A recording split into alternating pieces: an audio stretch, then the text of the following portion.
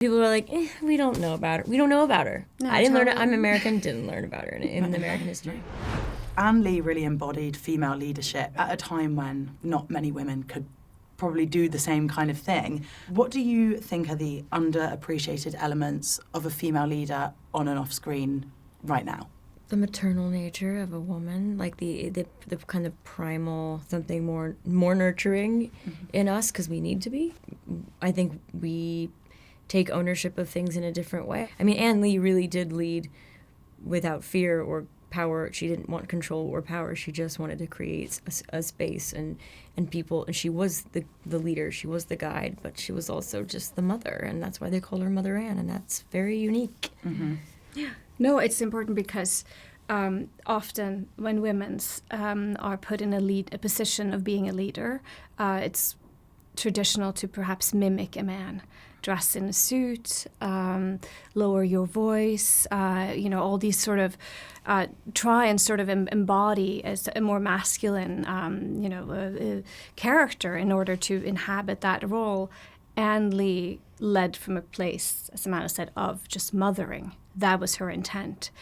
So it's truly bringing forth an archetype of a female leader that is not at all masculine, that is 100% feminine. To lead from a place of mothering is something that I think both of us are interested in, because there's a lot of power in that role. And it's a really interesting place to lead from, because it's not about sort of imposing your power or manipulating. And that, to me, is really good leadership. And we're going to do this together. Yeah, we're going to do it together. We're all going to wear the same shoes, figurative shoes. And it's... and I'm going to lead by example. And it was novel. As well. Yeah, exactly. I'm going to show you how to be, try and be a good person. I'm going to show, my children how to be, and how to be kind, how to be generous, and how to be empathetic. And, Totally, yeah. Instead of leading with fear, which is at the moment we are seeing is not quite the right way. But it is so powerful. Like fear-mongering is what got us here, and it's so no time like the present for the Testament of Anne Lee, for sure. Totally, and something that's so interesting is this was obviously nearly 300 years ago.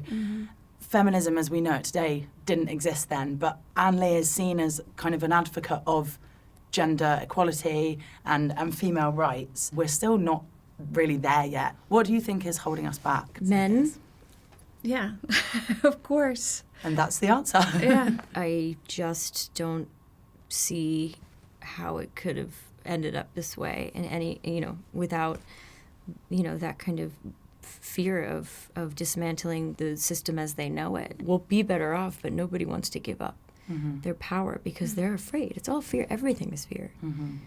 But really what is holding us back is the economical structures that are in place. In the UK, I just found out you don't have equal paternity and maternity leave, which is absolutely in the mental. UK still? Which is it's crazy. I mean, in America it'll be taken away. I mean, it's disaster. They're going to have to go back to work.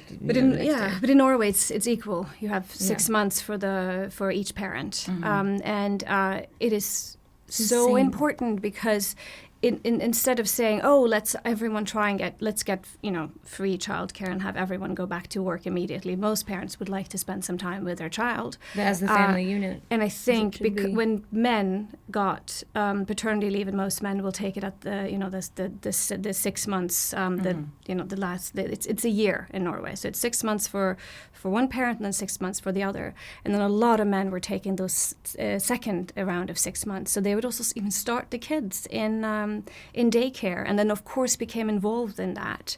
And the problem is, if you are out for, even if you have maternity leave for a year, if you're out for a year, or if you're out for multiple years, like many women are in America, because it doesn't make any sense for them to go back to work. I have a lot of friends who are school teachers, and they make so little money that they're brilliant teachers and they're a huge asset to society, but because when they have children, it doesn't make sense for them financially. It costs them money to go back to work. So they're out of the workforce for years at end. Yeah, and that creates an inequality that is just, what are you going to do about that? When you're not the breadwinner, it's and that unpaid work, which is childcare and housework, undervalued and not paid and not recognized. We're back in the freaking 1950s, you know. It's Totally. really, so if you have to, the only way to create equality between gender is to really create financial structures that supports that equality.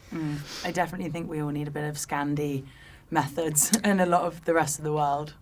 It And I would be very seems happy. like it's been going great. Yeah. Yeah. You Well, guys it's have the got it same good. also for you know, within filmmaking, with the stories we tell as well. There are apparently we've been going like backwards in terms of gender equality in filmmaking. It's not, it seems, because it's been talked about a lot.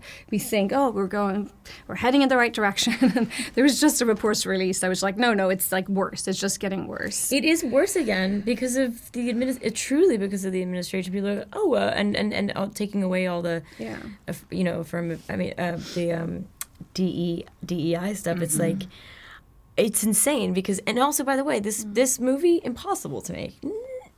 Very few people wanted to invest. Well, it's made outside in of the the system. Epic. Yeah, it's made outside the system, but it still was impossible to make. Because it was about a woman and her epic journey. And people were like, we don't know about her. We don't know about her. No, I didn't learn it. totally. I'm American, didn't learn about her in American history. Yeah. It's not. And it's not a story that is, she is not, Anne Lee, is not a character who's played in, what do you say in English, in sort of in relationship to her male counterpart. There is none of that. It's her journey, it's her story. It's not about her being a mother, it's not about her being a wife, it's not about her being it's not about that at all. It really truly is about her journey. She was a mother and she was a wife, but that's not what the story is about.